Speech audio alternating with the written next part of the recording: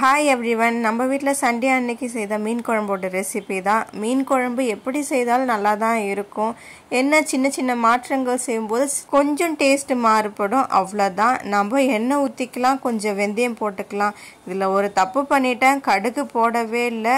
அதனால எங்களுக்கு கொஞ்சம் டேஸ்ட் மாறுச்சு. ஆக்சுவலா கடுகு போட்டிருக்கணும், கொஞ்சம் வடவும் போட்டுக்கிட்டு ஃபர்ஸ்ட் ஒரு 10 பல்லு பூண்டு முழுசா போடுங்க. அதுக்கப்புறம் கருவேப்பிலை. அது நல்லா வெந்ததுக்கு அப்புறமா ஒரு 10 பல்லு பூண்டை இடிச்சு போட்டுக்கோங்க. இது நல்ல டேஸ்ட் தரும். ஒரு 2 வெங்காயம், ஒரு 5 பச்சை மிளகாய் எடுத்துக்கிட்டோம், அதையும் நல்லா வதக்கிக்கோங்க. இந்த டைம்ல ஒரு 4 கத்திரிக்காயை வெங்காயத்தை கூட சேர்த்து வதக்குங்க. அதுக்கப்புறம் ஒரு 3 பழுத்த தக்காளி அதையும் கட் பண்ணி சேர்த்து வதக்குங்க. இந்த டைம்ல கொஞ்சம் தேவையான அளவுக்கு உப்பு சேர்த்திக்கோங்க.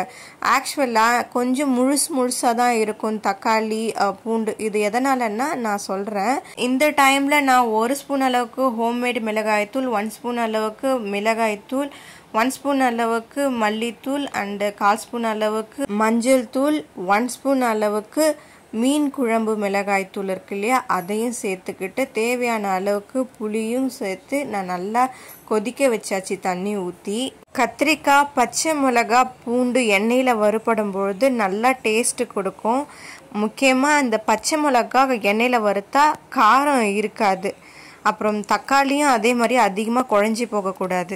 மீன் குழம்புல இந்த மாதிரி கத்திரிக்காய், தக்காளி கொஞ்சம் முழுசாகவும் பச்சை மிளகாய் இந்த மாதிரி இருக்கும்பொழுது நம்ம பழைய சாதத்துக்கு சாப்பிட்டா எடுத்து சாப்பிட்றதுக்கு ரொம்ப நல்லா இருக்கும். சிலர் மீன் குழம்பு நல்லா மசிச்ச மாதிரி செய்வாங்க, அதை நல்லா தான் இருக்கும். ஆனால் பழைய சாதம் இந்த மாதிரி முழுசாக இருக்கிறத பழைய சாதத்துக்கு சாப்பிட்றதுக்கு ரொம்ப வித்தியாசம் தெரியும். அது மட்டும் இல்லாமல் பழைய சாதத்துக்கு நல்லா ஃப்ரெஷ்ஷான மீன் இருக்கணும், அப்போ தான் அதோட டேஸ்ட் நல்லா தெரியும். நீங்கள் 1 கப் சாப்பிட வேண்டியவங்க இந்த மாதிரி காய்கறிகள் கொஞ்சம் முழுசாக இருக்கும்போது சாப்பிட்டா 2 கப் அளவுக்கு பழைய சாதம் சாப்பிடுவீங்க. நான் பழைய சாதம் சாப்பிடணுன்றதுக்காக தான் அதிகமாக காய்கறிகளை மசிக்காமல் நான் செஞ்சேனே. உங்களுக்கு இந்த வீடியோ பிடிச்சிருக்குன்னு நினைக்கிறேன். ஹாப்பியாக இருங்க. Bye bye. Subscribe my channel.